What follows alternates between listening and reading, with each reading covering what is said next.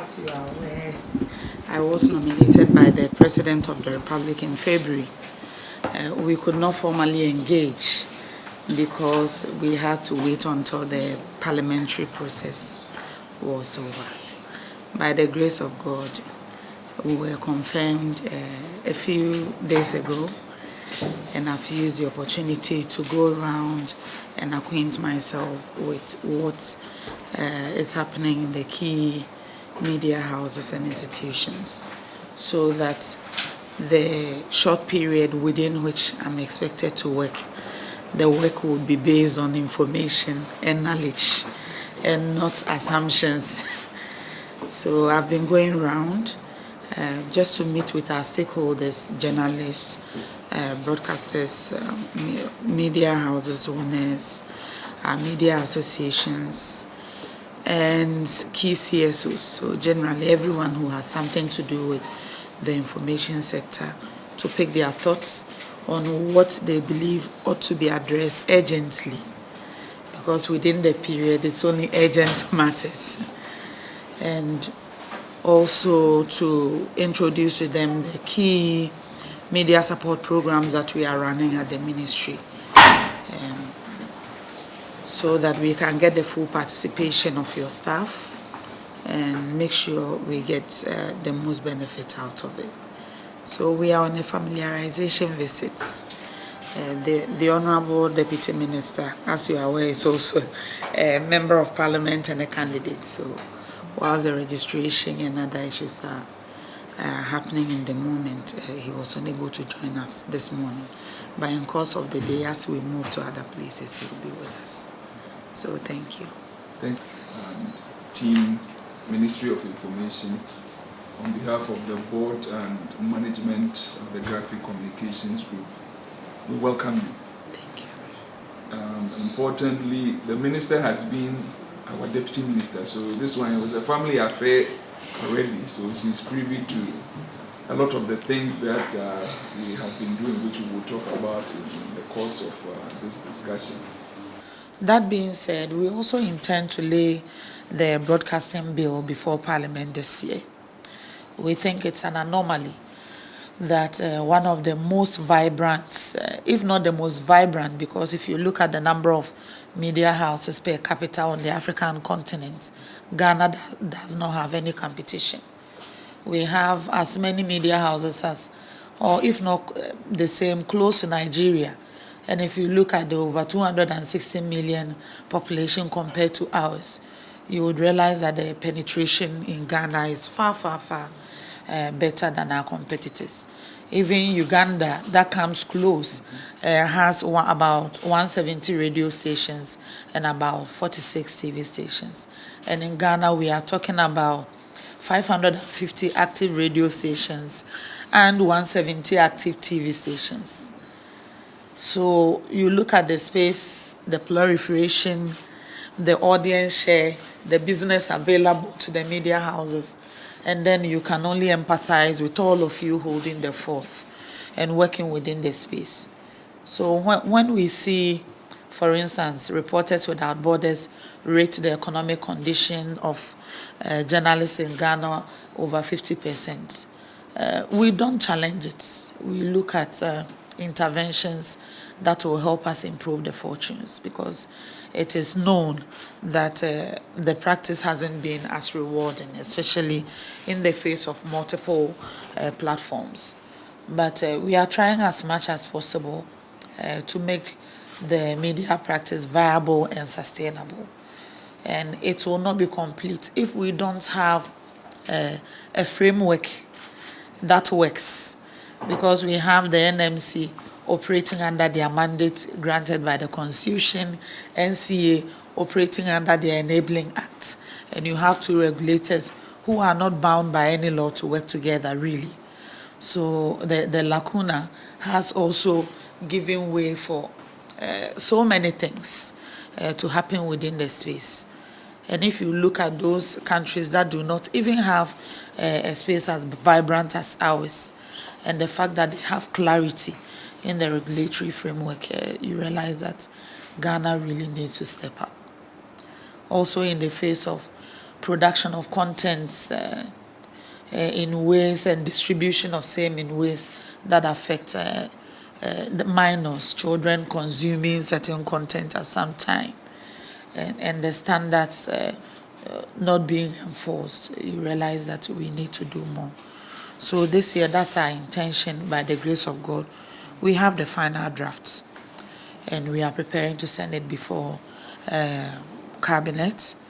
And as soon as that is done and we get the approval, we intend to engage the public, sensitize, and get your support in terms of advocacy, so that especially in an election year where the House will be busy because MPs and candidates have to be on the ground to do their campaigns, to treat it as urgent and a matter of public interest so that it will pass into law. Thirdly, we have a number of media support programs at the ministry, one being the Media Capacity Enhancement Program and the other being the Coordinated Mechanism on the Safety of Journalists. With the Media Capacity Enhancement Program, since 2022, we have trained 140 journalists in two main cohorts. We've done some partnership training with UNDP on a specialized training session. Quite recently, the British Council also partnered with the MSEP to also do a specialized training session. In June, we want to do another open call to train additional estimated between 50 to 100, and we are encouraging you all to inform your staff to participate. The trends that we've noticed is that sometimes you go to a training session and then 20 people are from one media house and the rest you don't have representation, and they say, oh, they did not go on the website to register, maybe they are not interested. But I believe we can all do with further training. I know Graphic has bigger muscles and will be able to afford continuous training for the staff, for their staff. But there are a lot of media houses in the space who may not be able to afford. So we created this opportunity just to provide the bursary support. And then the media organizations will engage the CSOs and academic institutions to constitute a faculty, come up with a curriculum and train. So in terms of training, certification, faculty, the ministry has nothing to do with it. So maybe the impression will be that, oh, why are they training? What are they telling them? What are they saying? We don't participate at all, apart from looking at the budget, approving it and finding the money. So we are encouraging you to make good use of the MSEP so that we can train as many staff as possible. We also recognize the risk that reporters are likely to face, especially in an election period. Attempts, encounters at voting centers, counting centers, at rally grounds, among others. So our campaign, when it comes to safety of journalists, must also be upskilled so that we will create awareness for the journalists themselves to be aware, engage security agencies, engage the judiciary on the way matters relating to safety of journalists are handled, and also sensitize the general public on the avenues for redress, so that if you don't like a publication done by a reporter or a media house, your first resort will not be to take the law into your own hands and go there to attack anybody, but identify the appropriate channels and also resort to same. So we have the Media Capacity Enhancement Program, which we run in collaboration with the National Media Commission. Once again, the ministry provides the bursary support, and the mechanism is run totally by NMC and the key media organizations. So we are encouraging you that should you or any of your staff encounter any threats, intimidation, attack, threat of harm, or assault, battery, or anything of that sort, It is not sufficient that you report on your papers that I was attacked without reporting in ways that we can get legal redress for you. Of course, if there is an incident, my first instinct is to find the nearest police station and report so that you get a statement written on record. And subsequently, the media house can also send a petition to the mechanism at the NMC, and we will make sure the resources at our disposal will be used in prosecuting the matter. You would observe that recently, when cases have been brought against even high-profile politicians, where the victims and their media houses have said, we are amenable to mediation, the ministry has contributed, together with GJ, GIBA, Primpag, Media Foundation for West Africa, and other allies, to make sure the alleged victim does not go into any mediation or negotiation without a very strong backing. Where they have opted to pursue the cause of justice, we have insisted and made sure the alleged perpetrators are sent to the police station to write their statements so that the case can be opened in pursuit of justice. So we are encouraging you all that should there be any incidents, don't sit on it. Don't say we've lost cause, we've lost confidence in any system that can provide comfort or redress. So we have reported it, and that's just it. Take it up so that it will serve as deterrent for those who intend to abuse the laws and also to harm our journalists. Last but not the least, we announced last year that the International Fund for Public Interest Media has opened the regional office for Africa and Middle East in Ghana. The physical office space has been secured. Renovation is ongoing on the first floor of the AESL building, and we hope to open by end of June. But even before the physical office opens, they are open to applications for bursary support and grants, and they have already provided some funding support to some media houses in Ghana. It's been on the quiet, but we think we should also go around and sensitize the media fraternity of this resource that seeks to ensure that there is sustainability in media operations. We also need your support in the campaign against misinformation and disinformation, especially as we go into this election. As announced by the World Economic Forum, in this decade, misinformation and disinformation will have a worse impact on the world globally than even what the COVID pandemic has done. And we bear utmost responsibility to ensure that what comes through our channels are verified, and we support in keeping the peace of the country. So in a nutshell, this is why we paid you a visit, to familiarize and also lay to bear some of the issues that have come to our attention.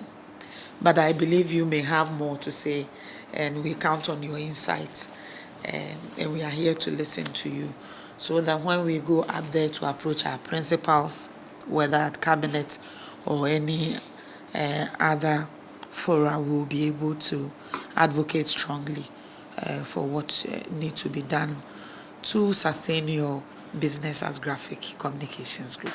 I thank you for your attention. Thank you very much, Honorable Minister. This year will be 74 years, and that means something. It means that we have stood by our mantra, truth and accuracy. And I want to assure you, Mr. Minister, that we'll stand by it and we'll be very fair and objective in everything we do. This year is a very critical year because of the election. I tell people that whilst MPP is talking about breaking the 8, NDC cannot afford to be in opposition for 12 years because it's never happened. So it tells you that it is going to be a very busy season. And a lot is being expected of us as media leaders. And we will not fail Ghanaians, we will not fail anybody. We would stick by our mandate. We would be very, very professional, who will give everybody the opportunity to articulate his message and his views. Also, we'll make sure that we'll be the gatekeepers for misinformation and fake news. It will not, none of our platforms would propagate fake news or articulate or amplify fake news. We would do our verification, which we do thoroughly. And even when there is any shred of mistake somewhere, we'll just pull it down or retract it quickly. So we ride on our credibility, and we'll make sure that we keep to that. Not just politics, but development journalism. We want to ensure that every concern these days, on our paper, we do even other, we cover health, we cover other things, because when, at the end of the day, it's about the holistic development of the human being, and we are interested in everything.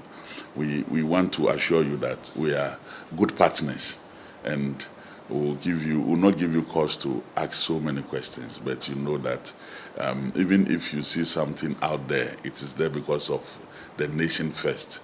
But there are no also ulterior motives, nothing. We will support government's agenda, we will support anything that makes Mother Ghana a better country to live in. This is what I will say in short. Thank you very much. Thank you very much, Madam Minister.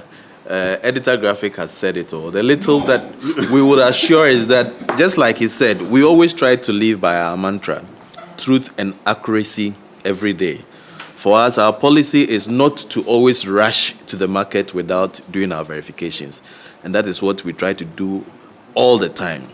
Even if it's out there, once we don't verify, it's not going to be out there. So we assure you that, especially this year being an election year, we are going to stick to that mantra. Looking at where we have been as a business, I mean, editor made a note that we are in our 74th year. This brand has gone through quite a lot. And we've also curated and published a lot. We predate Ghana. And the mantra that editor speaks of truth and accuracy has enabled us over the decades to survive. Over the past 18 months or so, that archive, that graphic sits, those of you who buy papers or receive paper, you see 1 month's stack alone becomes something like a little mountain. If you go to the stores where the archive is, it's roomfuls. We've digitized everything from 1950 to date.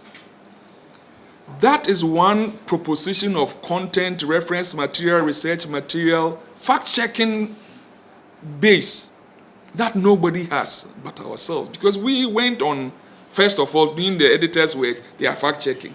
So the information that is sitting there is factual. Okay? One of the things that we want to do once we get into a proper streamlining of that, we are finalizing the technical bits of access and all, which the digital team is closing on, plus also a gateway for payment made available to universities, researchers, students, among others. It's one of those things that we would want to ingest into the students' application that we want to release to them. We speak to young people sometimes and they don't even have an idea of what happened 10 years ago. You cannot continue to build a country when you don't know that actually some years ago we were a net exporter of rice. This is 1972. We pull off out of the archives, we build yachts that people in Monaco and others are riding in now, and now we are still sitting in dugout canoe in Elmina and places like we were there. Ghana is not a place that doesn't have promise, nor that doesn't have a reference of what has been done. We've done so much. We need to build that confidence and hope of what we are and what we could become into that. That is a good reference point. And speaking to this misinformation, disinformation, that base is one of the surest basis for fact-checking information leading to this knife-edge kind of election that editor is speaking to. Because you can't say to me that that which happened a week ago is not there. People are creating things. Oh, when you were creating, let's go and check. You have an archive. You can just log on. Francis can demonstrate that. Sometime when you have time, we'll take you through, and you'll see what it is that is going on there, and it's beautiful. So this organization is evolving, and we've been challenging ourselves, constraints or not, to do the very best that we can to ensure that the mandate that we sit with is properly maintained. The partners, the regulators that oversee us, the National Media Commission, our SIGA partners, our Ministry of Public Enterprise, and ultimately yourself as the policy drivers will be proud and find us relevant and continually useful. So we are at your service, and we will continue to support you in whatever it is that you do to succeed in this sprint. This one is a sprint before the marathon. So between now and 2024, we have to deliver. And for us, on our side, as I've always noted to you, our commitment is total. This country is what we have. This country is what we believe in. This is where we belong. I am proudly Ghanaian, and I think that when we all get into that mind frame, we will get this thing going. It's not easy, but it will get better. I thank you. Mr. Afo, on behalf of my team and we would like to express our most profound gratitude to you and management. In fact, we've learned a lot. That's why I said it is not sufficient that you sit in the office and read about institutions and assume that they are adequate to inform you on the policy direction or what ought to be done to keep them viable. Coming here, I've picked a few things that I believe we can work on to achieve so much together. So we thank you so much for your time, for the attention, for the insights, and the support we've already offered, because we'll come back to talk about MSEP.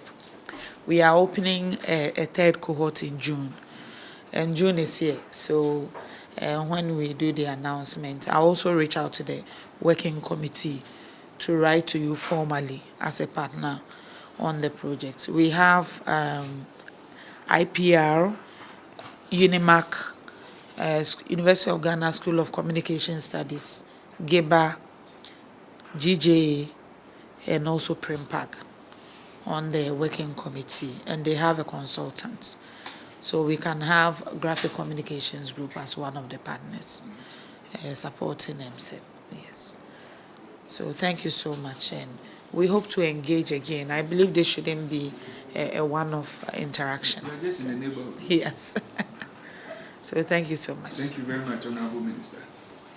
And thank you, team, for the time and support. Okay.